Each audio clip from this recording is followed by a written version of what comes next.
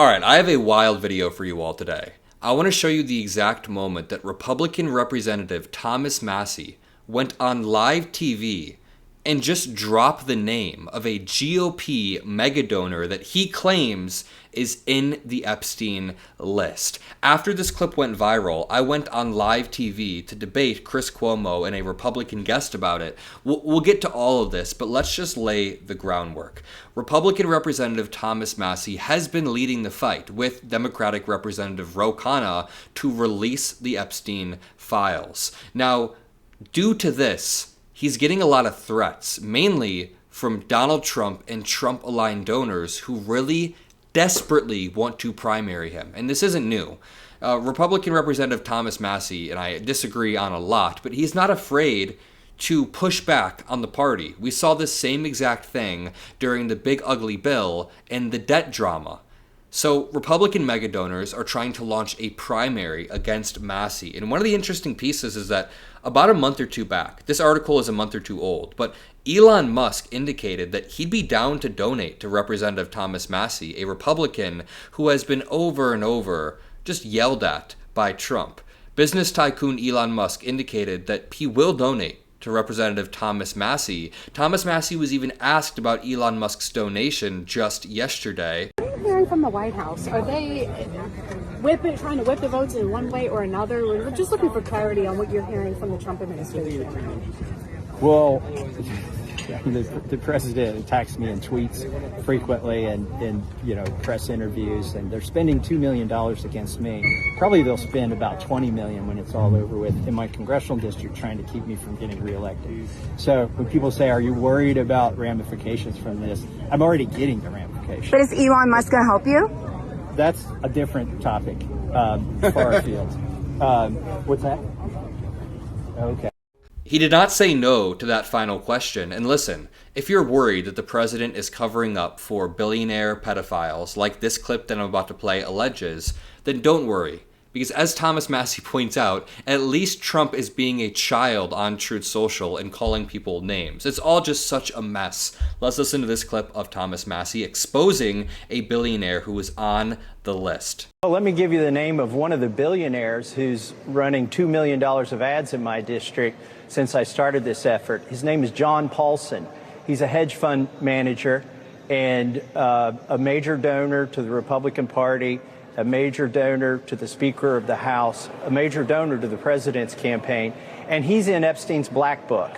Now, that's public, but that's indicative of the types of people who may be implicated or just embarrassed by a release of a completely... Now, this is where it gets more interesting. Not only does this clip provide some more context as to why Donald Trump gets very, very dodgy when you bring up Epstein. Not only was he close friends with Epstein, but maybe some of his mega donors are in the list. But not only is that the case, but as this clip was going viral, I was hopping on Chris Cuomo's NewsNation show to debate him and debate a MAGA guest. Now, we were going to debate an entirely separate topic, but this clip ended up being brought up and we talked about it. When I first hopped on, Chris Cuomo accused me of editing him out of context the last time we debated. I don't think that is true, but I'll let you decide. And then we debate about the actual list and Trump's involvement in it. I hope you enjoy. Drop a like, and I'll pop back in at the end, so make sure you stick around.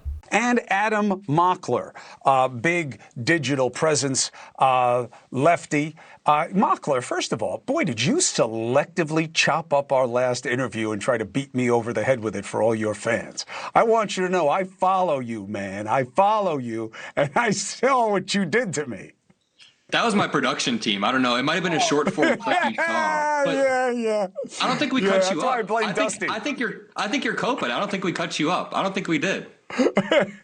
No, you can't hurt me, man. I'm saying you tried. Now, let's talk about what matters, not me. So, Representative Thomas Massie, okay, who's working with Ro Khanna, which I like. I like seeing left and right doing anything together that is even arguably productive. But I got to tell you, he just accused John Paulson, one of the wealthiest men in our society, one of the biggest righty donors, of being an Epstein person.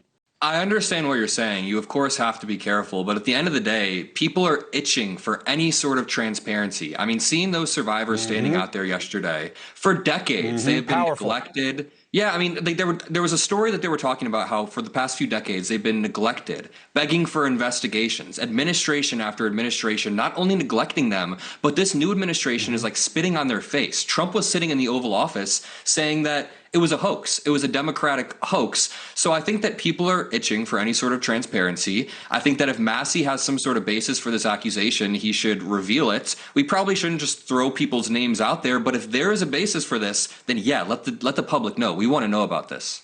Well, let me also just point out, Paulson is funding, it's the major funder for the the PAC that is going up against Massie right now. He's the largest contributor to this anti-Massie PAC. So I think that obviously Massie's going to investigate, what does this man have that he's putting all the money into defeating me? Well, when you start connecting the dots, and here's the thing, I have to get this out before we move on. It is not a bad thing. You can be a conservative and say that you want justice and these names to become legal. It's not, you can say that Trump, I firmly believe that there's nothing that's damaging to Trump because it would have come out in the 2024 election when Kamala Harris was running and they had all of this information at their fingertips.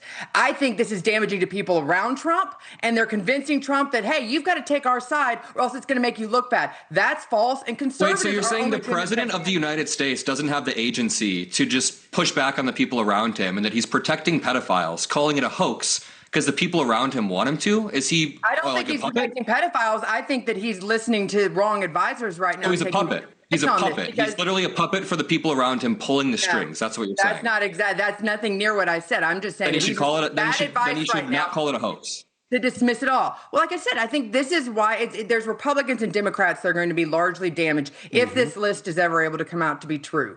It is true, but come out to fruition to the public eye. And I applaud Marjorie Taylor Greene, Thomas Massie for saying, you know what, women, you're not protected, but we'll protect you. And I think if that's the only way we get justice, it doesn't matter if you're Republican or Democratic. Let it happen. Let the truth come out. All right, I thought it was a fun debate. I also reject the idea that we selectively spliced Cuomo out. But either way, to engage with what Scotty Nell Hughes, my opponent here on the right, is saying, she's basically trying to claim at one point that Trump is just listening to the people around him, falling victim to the wrong advice on pedophilia. She's selectively ignoring all of the connections that Donald Trump has had with Jeffrey Epstein, the hundreds of photos of Trump and Epstein, more photos of those two than Trump and his own kids. They hold closed-door meetings and parties in the late 90s with calendar girls. It's very, very clear why Trump doesn't want the list to be released, and the idea that you can just remove all agency from the president. Like, they'll say in one breath that he's this big, strong, macho guy who doesn't care about any of the rules, that he'll break every rule, no one can tell him what to do. And then in the next breath, they'll be like, oh, people are telling him what to do and he's falling for the wrong advice. And, sometimes we all cover up pedophilia. No, Donald Trump is very intentionally diverting away from this. He's not taking bad advice. He's the one coming up with talking points and giving the advice to cover this up in a top-down way. It's very, very obvious. So, to be honest, something I love to do in this space is debate. I see a vision for a stronger pro-democracy movement that's based off of not only the videos that we make on a day-to-day basis, but going out there and explaining why democracy is good, why Russia needs to get the hell out of Ukraine, why Trump needs to uphold the norms, and how we need to protect the working class with every available tool in an aggressive way. And all of this can happen through debates on TV where you spread your ideas. Sometimes they're going to be only 5 minutes long, of course, but we're going to continue to build and push forward, and that's because of you all. We've been able to add Micah. Micah Irfan has been a lead policy advisor who helps me prepare for these debates. We have Chris. Chris makes videos that help the channel continue to flow, and you all are the absolute best. So shout out to the team at Mockler Media. Shout out to you all. I love you all, and peace out.